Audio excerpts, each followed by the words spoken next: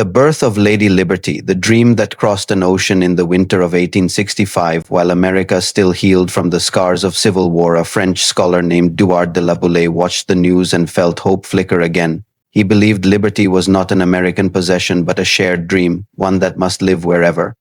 People sought light over darkness. Around a Paris table crowded with books and candle smoke, he proposed something radical, a monument born in France but meant for America. His voice trembled as he said it, a statue, a gift from our republic to theirs, to remind the world that freedom must never fade.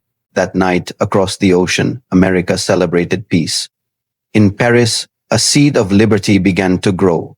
Among those who heard the idea was a young sculptor, Auguste Bartholdi, whose eyes saw stories in metal and light. He imagined a woman rising from the sea, a torch raised above her head, her gaze steady against storms and time. In that vision, he saw more than art, he saw destiny, a figure who would stand for all who had ever fought to be free.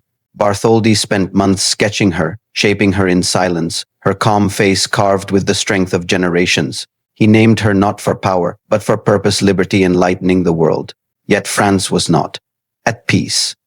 The empire trembled, revolutions whispered, and freedom felt fragile once again.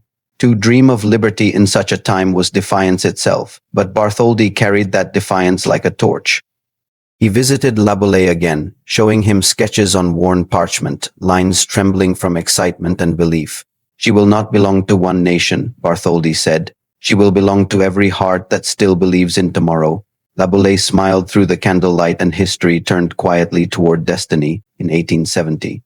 When war struck France and empires fell, Bartholdi stood in the ruins of Colmar, his hometown, and made a vow. He swore that his statue would one day rise taller than any fortress, carrying light no army could extinguish. From those ashes, he began again, chiseling courage into clay, shaping freedom from sorrow.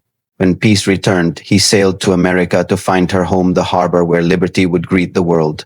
Standing on the deck of a ship, wind cutting through fog, he saw New York for the first time. The harbor spread before him like a promise. And among its islands, one rose above all, Bedloe's Island, bare and waiting. There, he whispered, that is where she will stand. The city shimmered with energy. Ships crowded the bay. Immigrants waved flags. Children pointed at the sky. Bartholdi knew at once that liberty's face must greet those arriving from the sea, as if saying, you are home now. He met with President Grant, spoke of France's gift, and won a quiet nod that meant everything. Newspapers called him the French dreamer with the statue of hope, but dreams need steel and money, and both were scarce.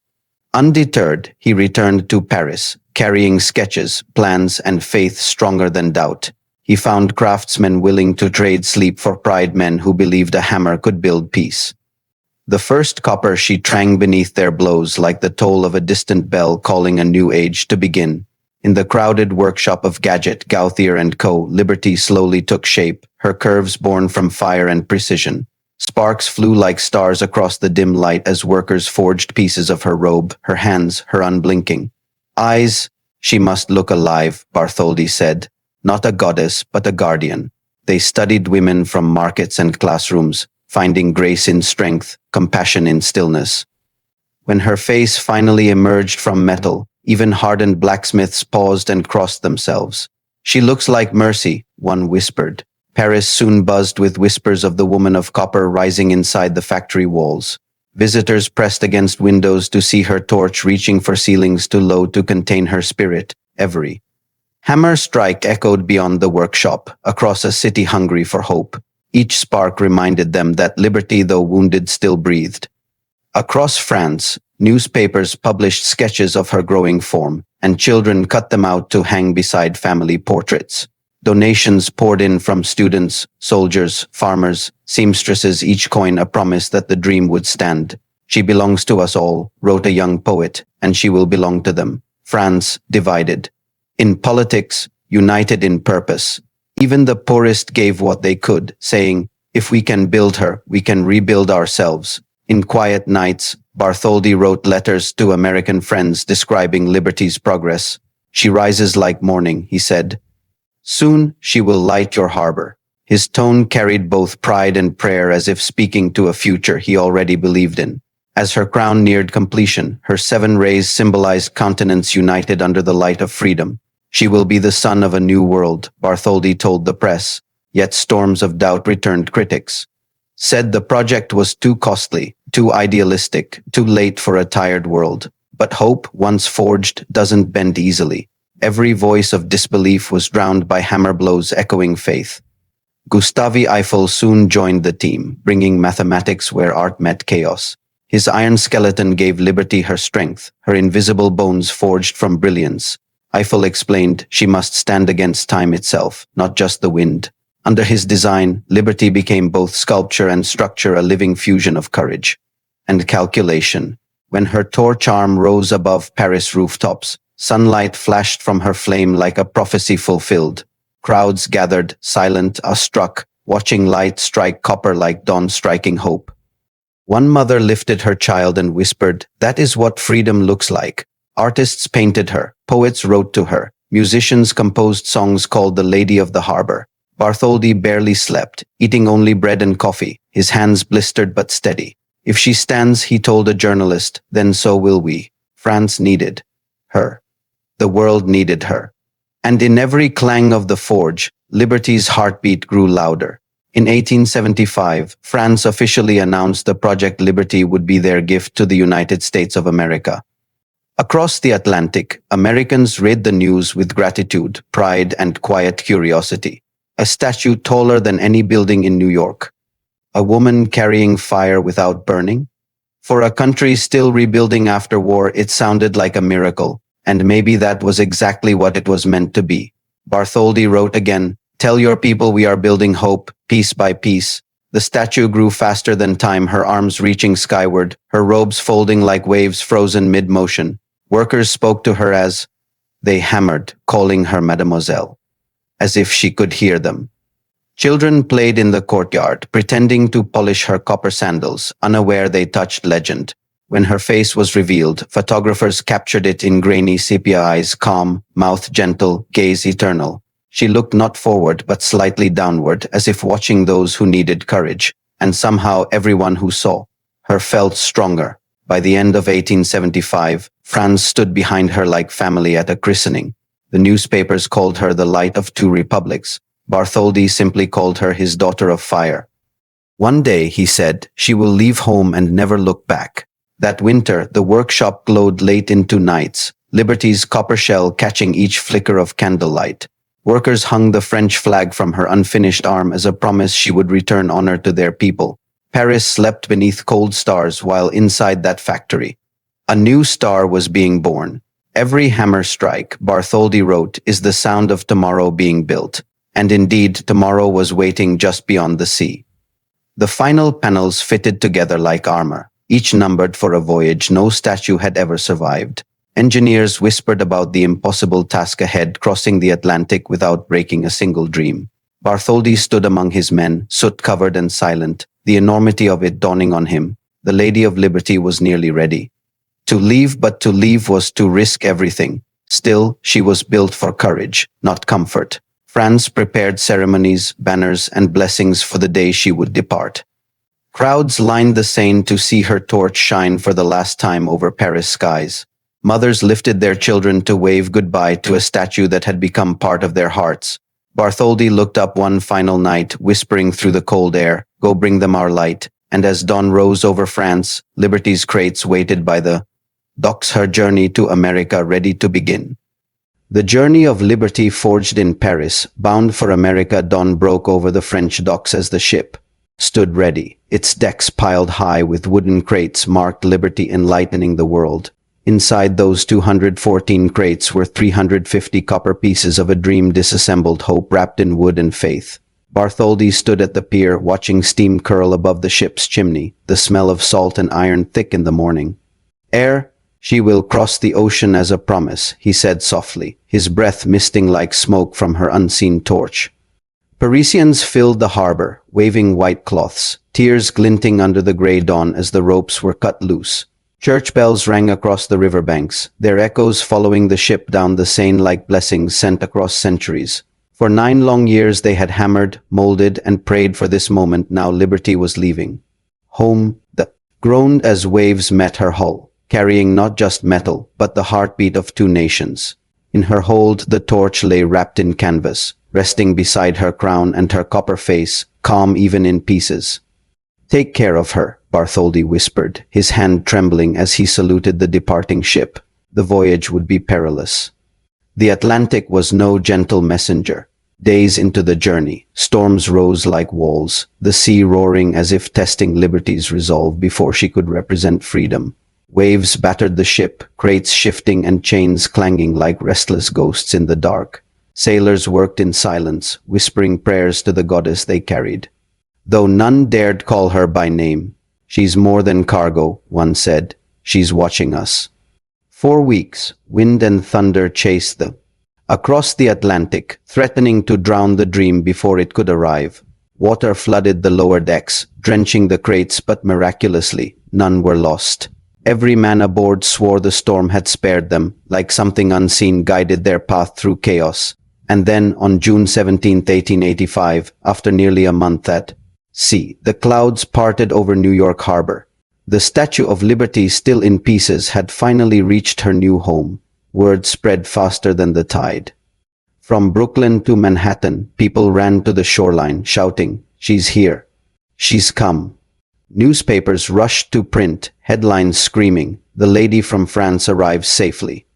The harbor erupted with whistles, cannons, and cheers. Even ships anchored nearby raised their flags in salute. One sailor from the later wrote, "We brought her through the storm, and the sea itself bowed to her." As the ship anchored, sunlight broke through clouds, striking the crates as if blessing them one by one. The dock workers moved carefully, their boots echoing against the wet planks as the first crates were lifted ashore. Inside one crate lay Liberty's face, polished copper catching the morning sun like liquid fire. A hush fell over the crowd as the lid came off. For the first time, New Yorkers saw her eyes. "She's beautiful," a woman whispered, clutching her child's hand. Even the dockhands paused, unable to move, their rough palms trembling before the glow of that silent copper gaze. Crate after crate followed her arms, her robe, her feet, each piece numbered and logged by engineers with reverent precision. It took 8 hours to unload them all, the harbor ringing with the sound of chains, pulleys, and shouted French commands. Local papers compared it to a metal cathedral arriving one piece at a time. Every crate represented not just sculpture, but sacrificed the faith of a people across an ocean. One journalist wrote, "She has not yet risen, but already she makes men stand taller."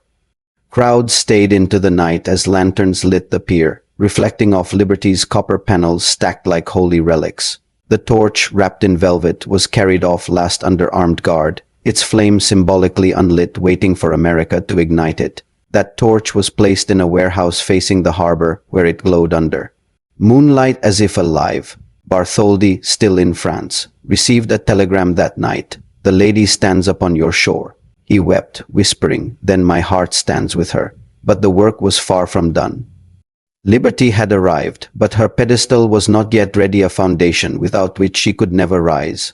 America, still struggling economically, faced the impossible. How to fund a massive stone base for their gift? Wealthy donors hesitated.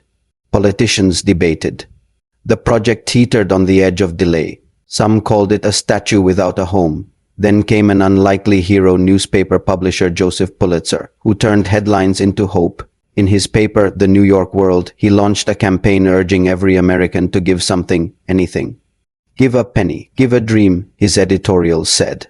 "This statue is not for the rich, it is for you." Donations poured in from farmers, factory workers, children, and widows', coins wrapped in paper labeled for Lady Liberty. In just months, over 120,000 Americans raised enough to complete her pedestal. It became the first true act of national unity since the Civil War, not fought with guns, but with generosity. Bartholdi, upon hearing the news, wrote to Pulitzer, "You have built her soul." Construction resumed on Bedloe's Island, stone rising higher with each sunrise, echoing hammer strikes across the bay. Engineers followed Eiffel's blueprints to prepare the base that would one day cradle her weight. By the summer of 1886, the pedestal stood finished, awaiting the arrival of Liberty's reassembled form. In France, Bartholdi prepared for his journey to America to oversee her rebirth. She has crossed once as a dream, he said, and now she must rise as reality. He boarded a steamship with his small crew of engineers, bringing blueprints, tools, and faith.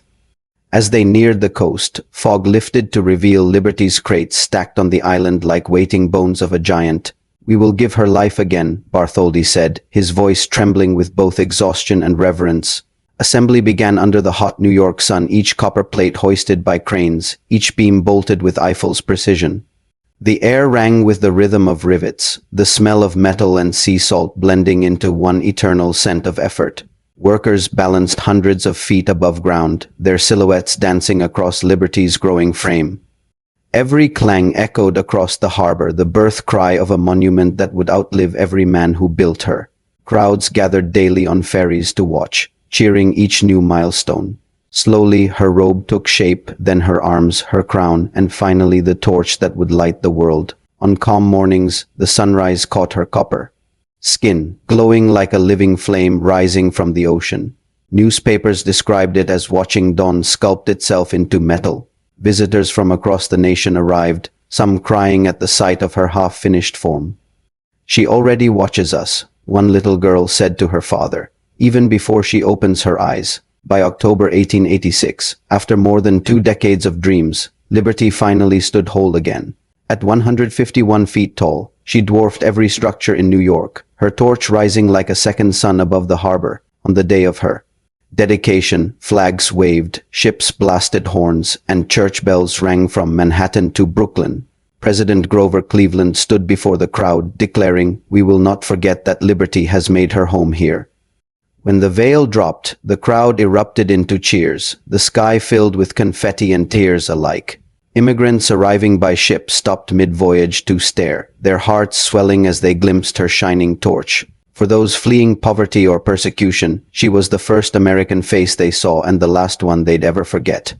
Her copper glow reflected on the waves, transforming the harbor into a mirror of human hope. "She belongs to us all," whispered a sailor, "and she asks only that we remember why she stands." As night fell, the first lights illuminated her form, and New York slept under the watch of a new guardian. From that day on, Liberty's torch became more than metal, it was a heartbeat. Through wars, depressions, and generations, she would endure, reminding each era what freedom costs and why it's worth it. The statue changed color. Over the years, her copper skin turning green, the color of patience and endurance. Yet her message never faded. Freedom is not given. It is built, protected, and shared. The same wind that once battered her ship now carried her song across continents. Bartholdi returned to France an old man, but his heart stayed in that harbor forever. "She speaks without words," he once said, "and the world listens." Gustave Eiffel continued his work, his own tower rising years later in Paris, a second monument to innovation and faith. Together they had proved that steel and spirit could build something eternal. The lady stood, silent but alive, her torch a whisper that reached across time. On still nights, sailors swore they could see her light reflect farther than any beacon, as if guiding souls as much as ships. Generations came and went, but Liberty remained patient, glowing, steadfast in her watch. She had crossed an ocean once, but now she stood at the edge of every dream that dared to begin. And while the world changed, her promise did not: that light is worth carrying, even when storms rise. For as long as she stands, the journey that began in France continues, not just across the sea, but through every heart that still believes in freedom. The day Lady Liberty arrived, the harbor that welcomed hope, morning mist rolled over New York Harbor as a faint outline appeared on the horizon, a French steamer heavy with history. The ship, weary from storms and distance, crept slowly toward the city's skyline, her cargo unlike anything the world had ever known. Inside her hull rested the sleeping body of a promise, the disassembled spirit of Liberty herself, waiting to awaken on American soil. Tugboats surrounded her, their whistles echoing like fanfare through the harbor, signaling that the long journey was finally over. Dock workers paused mid-shift, hats pressed to their chests as word spread through the piers. "She's here. The lady has arrived." Crowds poured into the waterfront, men lifting children onto their shoulders so they could glimpse the French ship entering the bay. Church bells rang from Trinity to St. Paul's, blending with the deep baritone of foghorns and the cheers of thousands of voices. Reporters scribbled furiously, describing a moment that felt biblical, as though a new dawn had come to New York itself. "She's not yet standing," one journalist wrote, "but already she commands the sky." As the ship docked, a chorus of applause erupted, echoing across the harbor like thunder that carried gratitude instead of fear. The first crate lifted from the ship bore the number 1, small, simple, yet holding a piece of the greatest sculpture ever built. Then came her copper robe, her crown, her mighty torch, and finally, her face hidden under cloth as if to preserve her modesty. Dockhands who had hauled cargo their whole lives said they'd never seen anything handled with such reverence. When the crate-marked face section was opened, sunlight poured onto polished copper like divine fire striking water. The crowd gasped as her calm features glowed, eyes half-lowered, lips set in peace, as if she had always belonged there. Women wept, men saluted, and immigrants arriving by ferry stood still, unsure if they were witnessing myth or miracle. One child tugged her father's sleeve and whispered, "Papa, she's watching us." That moment froze in the hearts of all who saw it the instant America met its own reflection in metal and light. Newspapers rushed the next morning with headlines screaming, "The goddess of freedom arrives." But she was no goddess, she was humanity made visible, a mother of nations who had survived storms to reach her children. In the weeks that followed, crate after crate was transported to Bedloe's Island, where a pedestal of stone awaited her return to form. Engineers unpacked each panel with precision, checking their French markings. Against blueprints weathered from travel, the island became a theater of motion cranes swinging, hammers ringing, languages blending between French and English crews. Every bolt tightened was a handshake between two republics. Every rivet driven was a signature of shared belief. America had been gifted a statue, but in truth, she had received a mirror of her own identity.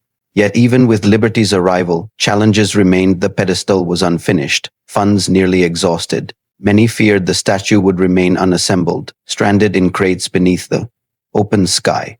But then the people remembered Joseph Pulitzer's call to arms, not of battle, but of generosity.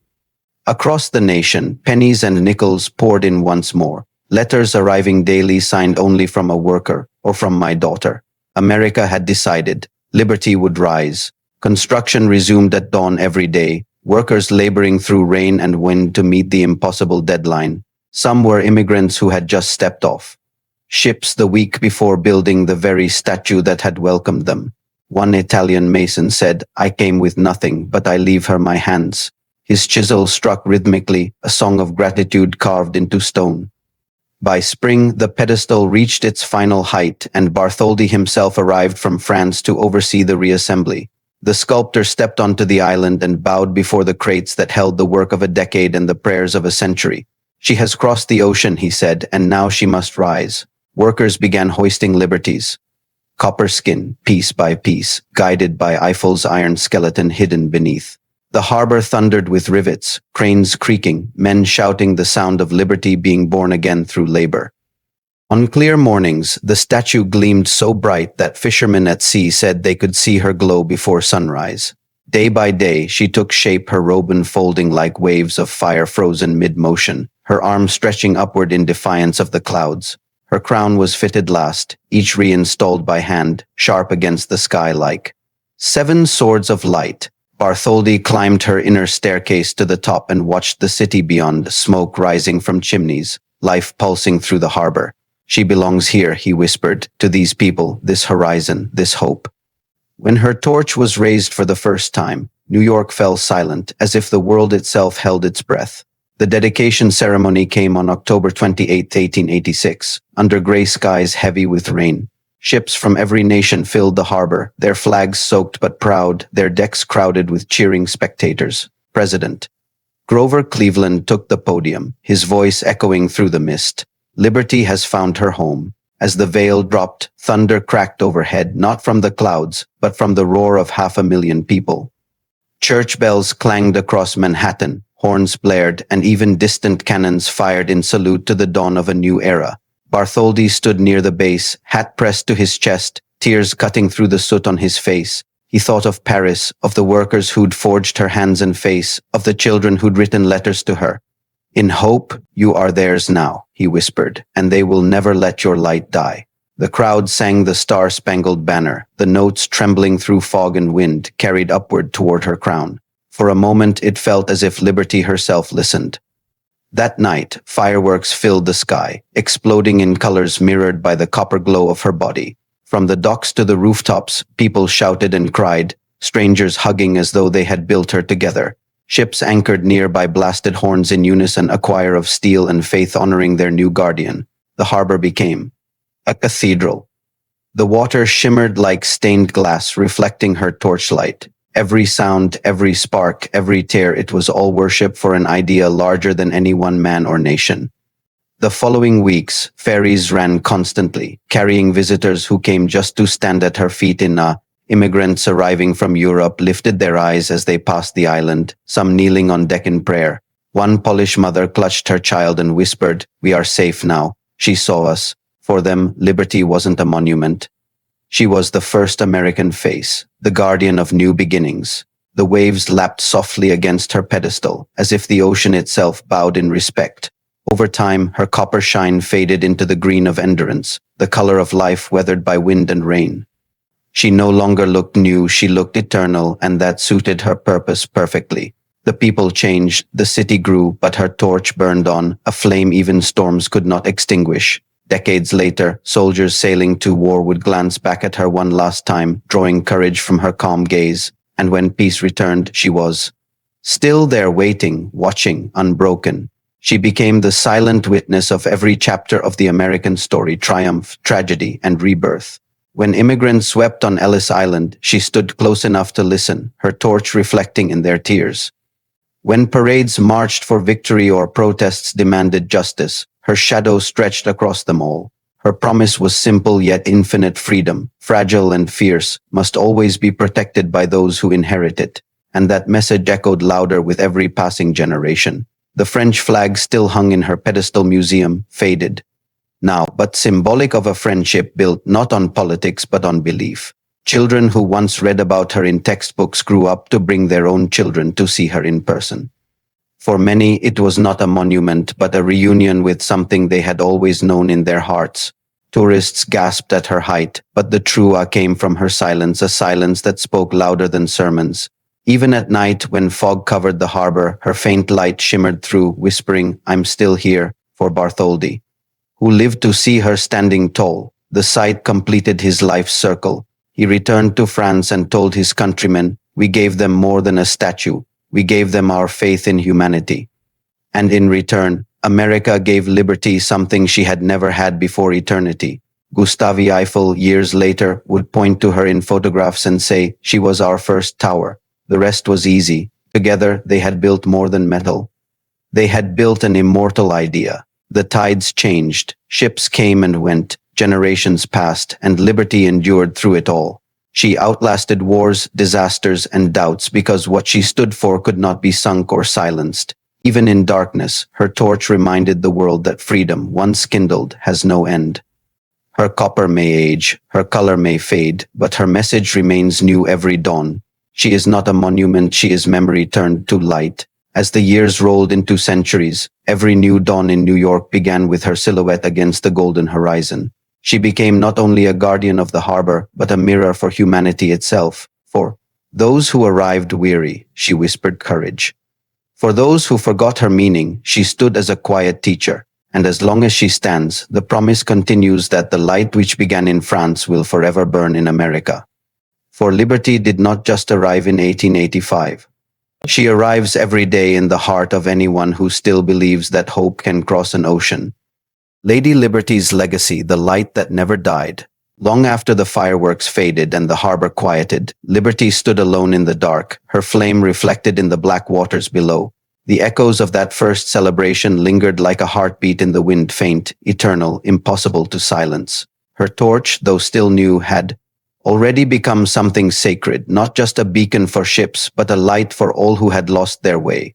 As the city slept, fog rolled in from the Atlantic, curling around her base like ghosts of those who came before her. From the top of her crown, Bartholdi's dream looked down upon a nation that was still learning what liberty truly meant. Days turned 2 years, and years 2 decades.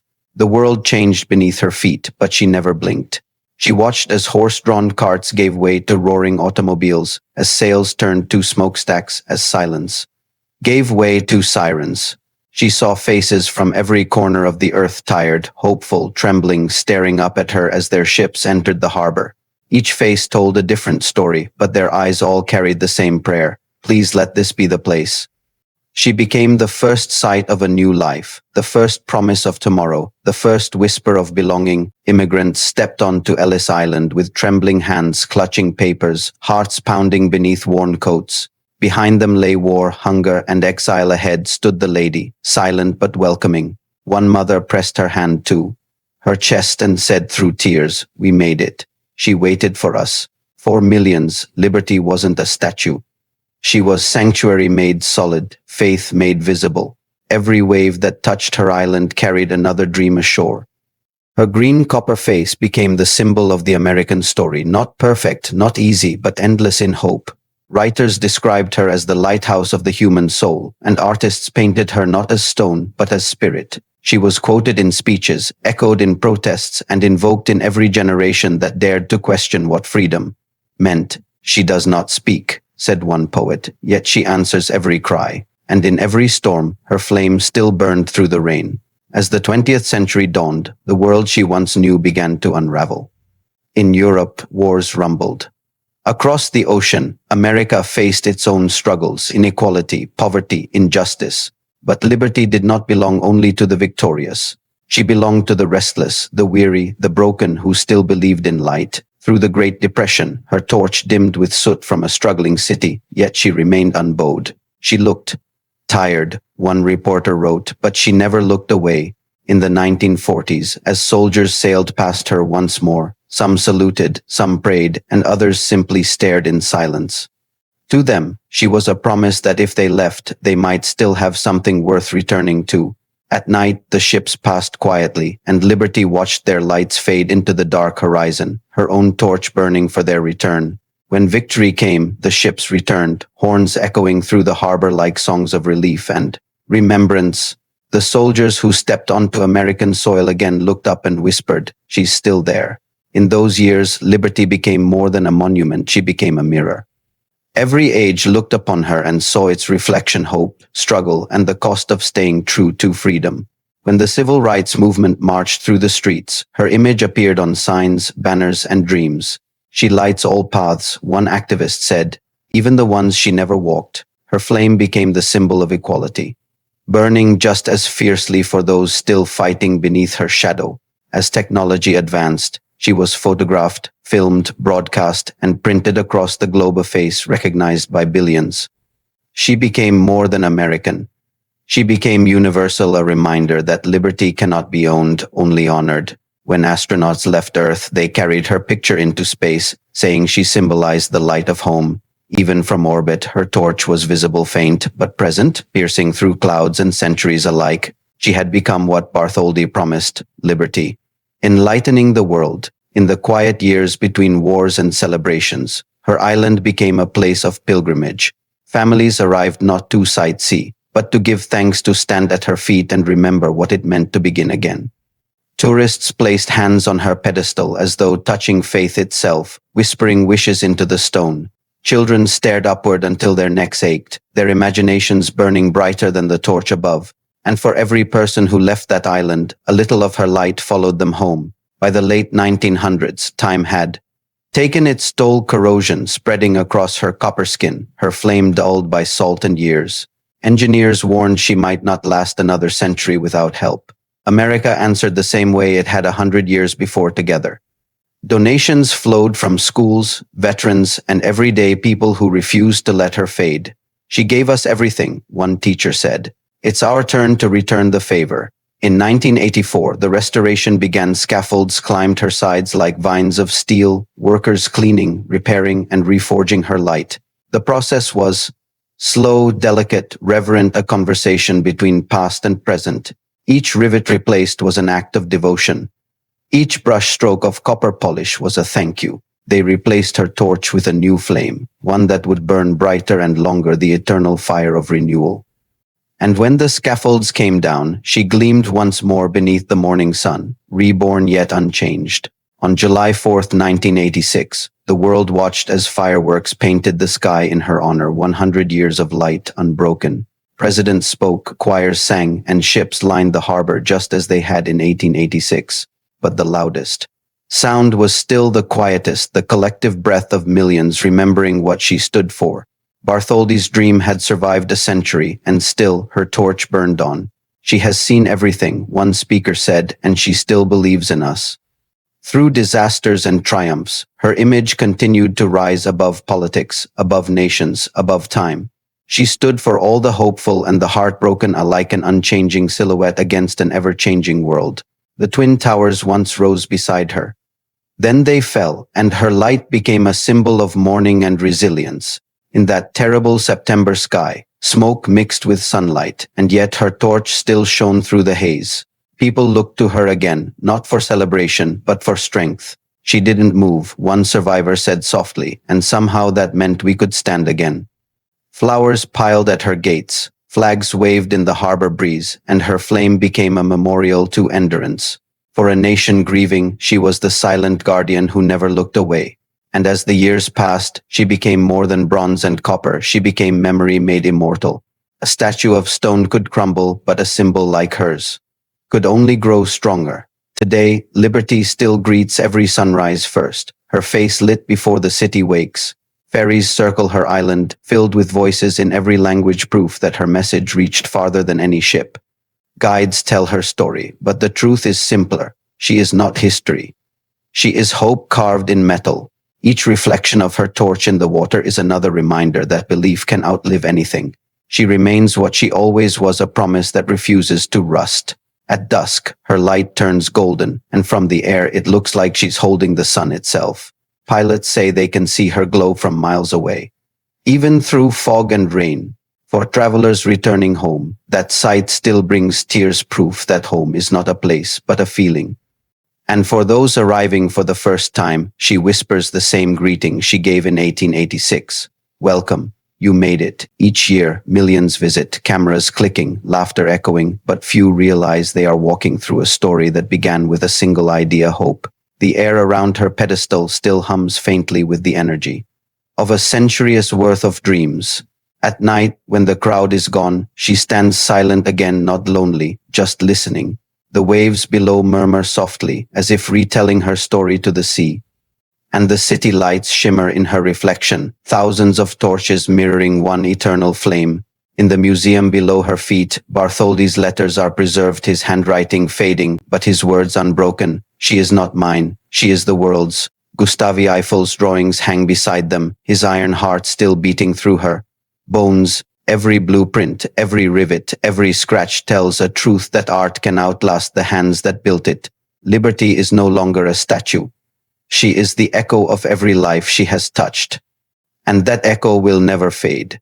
She is more than America's guardian. She is the world's reflection, proof that light, once given, multiplies. From Paris to New York, from one century to the next, her flame bridges oceans and generations. When storms rise, she reminds us that hope doesn't hide, it endures. Her copper may change color, but her message never will. Freedom is not a gift, it's a responsibility. And so every dawn, as her light returns, the world remembers liberty's flame was never meant to burn alone. The torch beyond time, the eternal flame of liberty. The 21st century arrived quietly, not with the roar of cannons or the echo of hymns, but with the soft hum of screens and satellites. Yet amid this digital dawn, liberty still stood unchanged, an ancient flame flickering against a world that moved faster than thought. Her reflection shimmered across the harbor as drones buzzed above and skyscrapers reached higher than her torch once dreamed. But even among glass and steel, her shadow still fell across the city like an embrace, reminding the modern age what it had inherited. The same torch that once guided sailors through fog now guided millions through the invisible sea of information. Pilots still marked her glow when flying into New York at night, the same symbol seen by ancestors who came by ship. For them, she was no longer a statue of copper and flame, she was a constant, the heartbeat of humanity's greatest promise. Students in classrooms read her story, unaware that they were living inside its next chapter. The idea of liberty had left the harbor. It now flowed through cables, clouds, and hearts across every border. She had become digital, her image, her meaning, her message traveling farther than any ship could sail. Yet even in this world of light-speed connection, her silence remained her greatest language. She asked no questions, gave no speeches, but every gaze upon her carried the same conversation. What will you do with your freedom? Generations answered differently, some with words, some with protest, some with invention, some with sacrifice, and through it all, she never turned away. Her eyes remained fixed on the horizon, waiting for what humanity would become. The tides at her feet whispered memories of those who arrived with nothing but hope and those who built everything upon it. When new immigrants arrive today, their ships replaced by planes, they still look for her from the sky. They spot her torch glimmering below, and for a moment time folds past and present, touching in the same breath. Some cry without knowing why. Others simply smile, as if greeted by an old friend they'd never met. Liberty still welcomes them, though the world she watches has changed beyond anything Bartholdi could imagine. Her light, once copper and fire, now burns in pixels, screens, and human hearts. Across oceans, replicas of her stand in cities far from her home Paris, Tokyo, Las Vegas, echoes of the same idea in new tongues. Each torch raised means the same thing, that freedom, once kindled, refuses to stay in one place. Her spirit became global. Long before the word globalization was ever written, no longer just a monument, she is an archetype, the eternal human wish to be free, expressed in stone and story. From protests in distant countries to peace marches at home, her image still rises like a banner of courage. When the world faltered, people looked to her again, not for politics, but for faith that humanity still had light left to give. Her flame burned through world wars, depressions, and pandemics, surviving every test that threatened to dim it. Even as storms battered her island, she stood unwavering, a reminder that true strength is not defiance, but endurance. She has seen everything, wrote one historian, and yet she still believes we can do better. And in that belief lies her power, not perfection, but persistence. Modern artists painted her with masks, circuit boards, and solar panels, the symbols of a world she never knew, yet somehow understood. Scientists projected lasers across her torch to study its structure, but what they really studied was resilience. The more she aged, the more alive she seemed, time polishing her message rather than wearing it away. Her green patina became the color of wisdom, a living metaphor for how hope matures without fading. Even the sea seemed to respect her, its waves breaking softly at her feet as if bowing to memory. In 2019, when satellites captured Earth from space in high definition, Liberty's torch was still visible through the night, a dot of light on the edge of a continent, small but unmistakable. Astronauts said it reminded them of home more than any skyline never could. It's not the size of her light, one said, it's what it means to see it from the dark. From that distance, she was not a statue, she was a heartbeat, faint but immortal. As technology connected billions, the word freedom began to evolve from physical borders to digital ones. New generations fought not for land, but for truth, expression, and identity, the new frontiers of liberty. And though she could not move, her symbolism adapted. She became a silent guardian for every fight for fairness and dignity. Hashtags replaced pamphlets, screens replaced rallies, but the emotion remained unchanged. Every movement that began with courage still carried her shadow. From the Women's March to human rights protests, her image appeared again, drawn, printed, coded, and reimagined. She belongs to everyone, said one young protester. Even those who've never seen her in person. Her torch appeared on banners in countries she would never visit, her meaning transcending language, race, and time. What began as a gift from one nation to another had become humanity's shared inheritance. The light of one statue had turned into the light of an entire world. In New York, her island remains the heart of it all, calm amid chaos, silent amid noise. Ferries pass every day, cameras flash, voices laugh, but beneath it all, there's reverence, the kind that words can't explain. She's always listening, said a child to his mother, staring up in awe. The mother smiled and whispered, yes, and one day she'll listen to you too, because liberty was never about the past, she was always about the next voice, the next dream, the next dawn. Her torch no longer needs fire to burn. It burns through memory and meaning, light that no storm can drown. Tourists see her beauty. Dreamers feel her presence. Her copper skin may be silent, but her message roars through every generation brave enough to believe. She has watched humanity stumble and rise, fight and forgive, forget and remember. And through it all, her gaze has never shifted, forever forward, forever hopeful. Bartholdi once wrote, "If she stands long enough, the world will change around her, but she will always remain the beginning." His words proved true. The world changed 1,000 times, yet liberty stayed, the beginning of every new chapter. Eiffel's iron frame still holds her steady, just as faith holds steady those who stand for something larger than themselves. Together they built not a statue, but a symbol that would never need saving because it saves us instead. The more fragile the world becomes, the more her strength matters. Lightning has struck her more than 600 times, but she's never fallen, proof that endurance is its own kind of divinity. She absorbs every storm, every scar, and glows brighter because of them. Her light is not untouched, it is tested, tempered, and true. Every strike against her only forges her purpose deeper into history. She is the storm's survivor and its lesson. Each night, as the sun dips behind Manhattan, her flame catches the last orange light before darkness takes the sky. From Brooklyn Bridge to Jersey City, people pause if only for a second to watch her torch ignite. The twilight, some whisper prayers, others take photos, but everyone feels the same unspoken truth. The world is fragile, but the flame endures. Her reflection ripples across the water, bending and reforming just like the idea she represents. Because liberty is not stillness.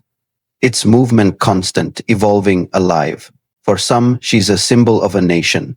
For others, she's a symbol of humanity itself. To artists, she's inspiration. To the lost, she's guidance. To the broken, she's proof that beauty can survive time. She has seen generations rise and fall, cities grow and crumble, empires fade and hope return again. Every century tries to redefine her, yet she remains undefinable, too vast for a single era, too human for stone. She is the pulse of progress disguised as copper. On certain nights, when lightning flashes across her torch, it looks as if she's speaking, light answering light, time answering time. And in that moment, the entire world feels smaller, bound together by the glow of a single idea, because freedom is not geography. It is memory shared between strangers. The lady has no voice, yet every generation finds a new way to make her speak. Her silence has become humanity's loudest echo. She is not a relic of history, she is history's heartbeat, still thundering beneath the skin of tomorrow. As technology races forward, as borders blur and voices rise, her meaning expands rather than fades. The light she holds is no longer just America's, it's everyone's. Each time her torch is seen, someone somewhere feels less alone, less afraid, more certain that good still exists, and maybe that was her purpose all along, to remind us that no matter how divided the world becomes, one light can still unite it. That courage, compassion, and truth still have a home not in walls or governments, but in hearts willing to believe. That freedom, though fragile, is the only thing strong enough to outlive time, and that the flame that began in 1886 was never truly lit by copper or gas, it was lit by us. And as long as we remember that, Lady Liberty's torch will never die.